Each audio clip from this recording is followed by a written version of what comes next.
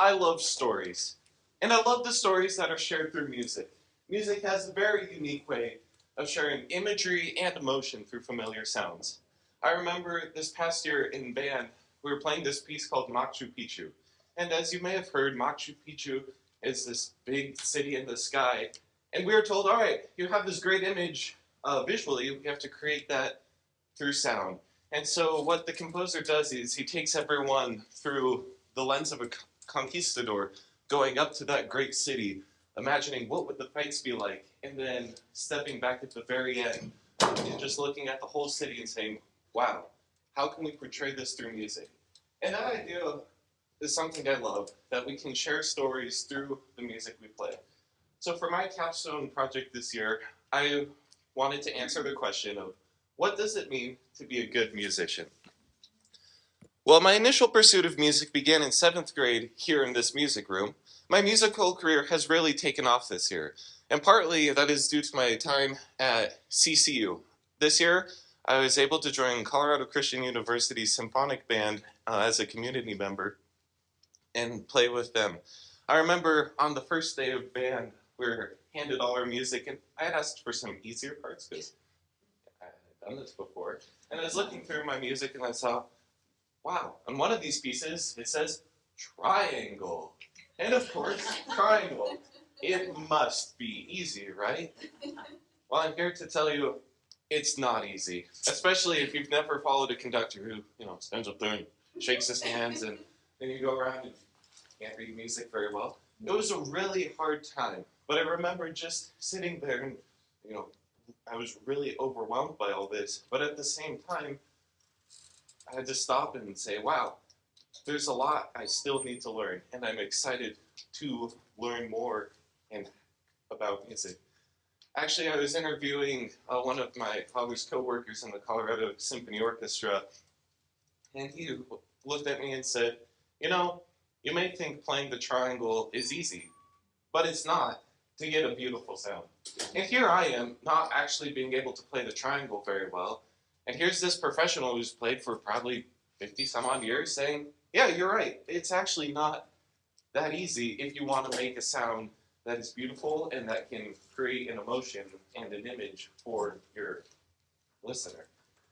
And so that really struck me because not only do I have to focus on music just to be able to get the notes, play in time with the band, everyone knows when the triangle's off. But not only do I have to play in time, but also I have to make it sound good and fit with the rest of the band. And this idea doesn't just start when I'm performing for people. It starts all the way back when I'm practicing. This idea of trying to make music that is not only right timing-wise, but actually sounds good, really infiltrated how I think about practice. Especially when I was talking with my teacher this year, he was telling me all sorts of things like, yeah, you should do this, and it kind of goes over my head. But once I started thinking, all right, what's the big picture? What's the idea that I'm trying to share? I can look at my music and say, all right, that was out of time. I need to bring that in time because then it will lead to this and this and this and so on and so forth. So I really appreciated this time at band to be able to learn and play with many talented musicians. My next guiding question for a large part of my capstone presentation project is, what does the recording and studio industry look like? Well, before this year, I didn't really know too much about this industry, other than there's some guy sitting at a soundboard, like moving lights up and down, and he's bobbing his head, but that's about all. He could have been doing whatever for all I know. But I really wanted to dive in and see what this looks like. But to be able to record drums, you have to have mics. So I went ahead and went on a little shopping spree and bought some microphones and things just to, mess around with. And I'd like to show you actually what this process of recording drums looks like. So this is my drum set in the music studio at my house, which I kind of share with my dad, but mostly it's percussion. And here I went ahead, so you see the drum set there, I went for a more kind of standard approach. There's a lot of approaches to recording drum sets that have been used on records all over, from like mics everywhere and bajillions of dollars spent on mics to even just one mic at the drum set. But this is a more standard approach where you have two mics just see over the drum set. This is kind of, imagine if you're like, you hear the drum set, that's your ears, just you can hear everything. And then because of the style of music that I'm playing, more rock and like all generally American styles, have a lot of kick and snare in them. You put two extra mics there just so you can hear that. And if you listen at the forefront of most records, you will hear a kick drum and a snare drum and vocals when you listen. So I went ahead and recorded all of this into this program called Logic Pro. Now, all you need to know about Logic Pro is it takes all the audio from the microphones and it plugs it into a computer, and you can essentially do whatever you want with it. And there's a lot that can be done.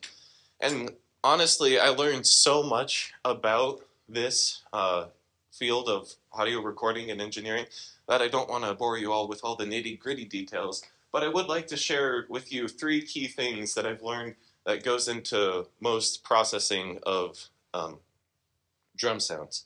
The first of which is equalization, or EQ. Now, many of you have probably seen in your cars where it says bass or treble, and you can either boost it up to like 5 or down to -5, and that is essentially an EQ just very simply. But for in this program, it looks a lot more complex with all sorts of little numbers and lines. And basically what EQ allows you to do is you can take a certain frequency, either super low or a little higher, and you can really boost it up or a certain aspect of a sound. In this case, I wanted to add to the kick drum, so if you see there's a little bump down at the low to help kind of add to that low note of the bass.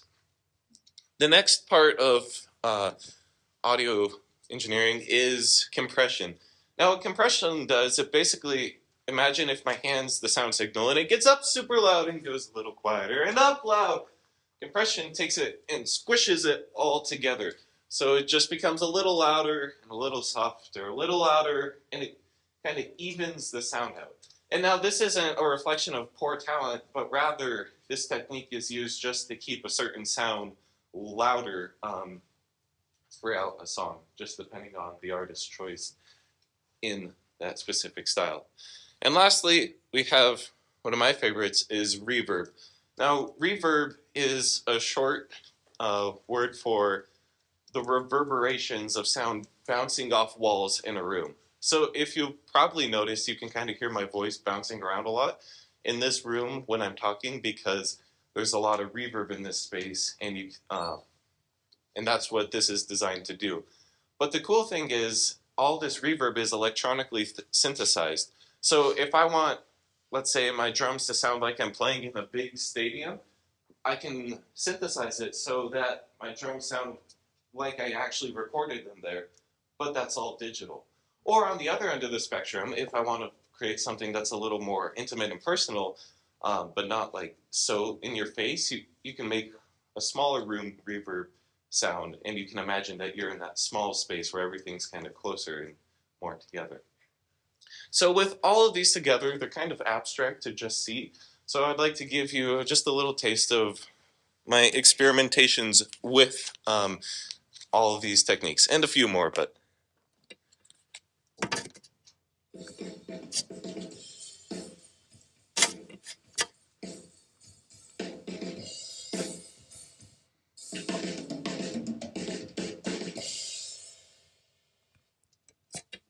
so that was recorded in my studio, and honestly, it's really fun just to mess around with all sorts of things and just try to get different sounds out of it. In continuation of this, I actually had the privilege of meeting a man named Kurt Butler, who's on the left, and Marty McGeehee, who's on the right. Now, I'd first like to talk about Kurt. I first met Kurt at CCU.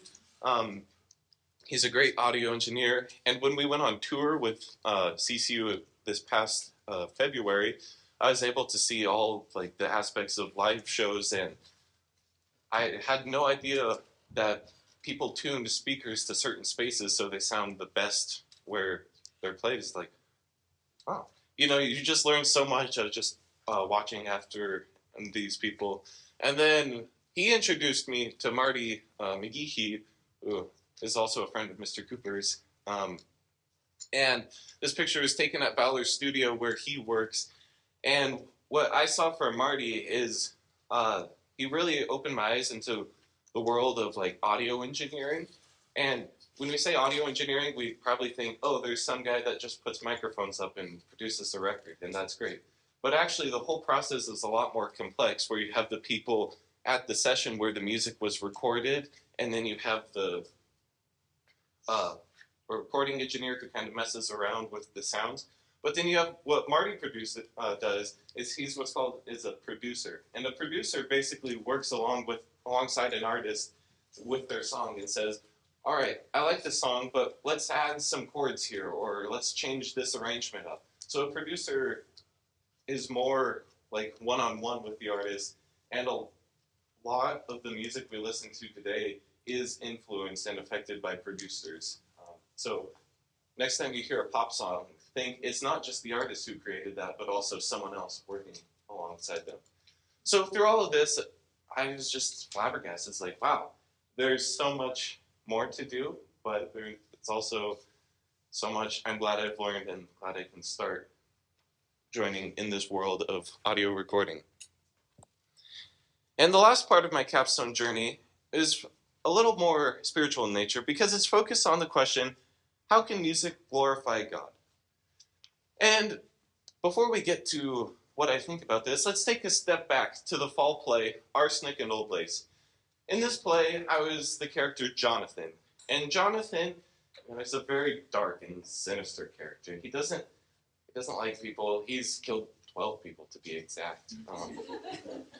And, you know, I like to think that I'm not like that kind of person. So it really pushed me to try to put myself in his shoes and imagine, all right, how does he walk around just in general? What does he say to people? How does he react to when something goes wrong? Like, what are his facial expressions? What are his gestures? Like, everything that is a part of this character of Jonathan. And I spent a long time creating this character in my mind, and then I went and acted it out. But then after the play was over, I remember I went back to my drum set, and I started playing a groove, and I just had to stop for a second, because I realized, wait a second, I have not been practicing a lot because of the show that I just did, but I'm playing a lot more musical because all of a sudden I'm like more in tune to the different details and nuances of the drum set. And I was like, and I asked the question, why is that? And I think that's because I realized there's some correlation between acting and music because they're both forms of art, and when you're making art, it's not just, making music for the sake of music or for acting's sake, but rather you're telling a story, and the more focused you are on the different aspects of the story, and the more you get different perspectives on your own life and being able to then share that story with others creatively, there's a lot more that can be done. And I also read a book this year called Music Through the Eyes of Faith by Harold Best. And this book kind of picks up on this idea that, music is another form of art that we can create. But also, it brings scripture in and says, when God created all of humanity in his image, part of that being made in God's image is to reflect him. And in my case, it's reflecting his ability to create things and create music and create stories for other people. And I really like this. And then he went on to say that music, like just the physical sounds of music, meaning instrumental music, is amoral. So rather than there being like some sort of like worship music that is holy and sacred, and on the opposite end of the spectrum, music that's like demonic and evil, he says the music itself is neither of those. It's just music, and rather it's what we do and how we approach that music and creating it. That, he says, that can worship God. So if we take what God, in my case, if I take what God has given me, the ability to create music and reflect him through that, and I take that, and then I do that and give it back to him. That is another form of worship that most people kind of, I don't think about worship that way. So throughout my entire capstone, I have learned a lot about music in hopes of answering this question: what does it mean to be a good musician? Yet it does not stop here. I hope to continue pursuing my musical dreams in college and then further on. But the real lesson I've learned is not that I've just got to practice for the next show and do this just so I can play here and play some more and be a better performer overall, but rather I have found a calling and a life that is worth pursuing because it is a part of the greater story of God working through creation to show the world through who He is. And in my case, it's through music.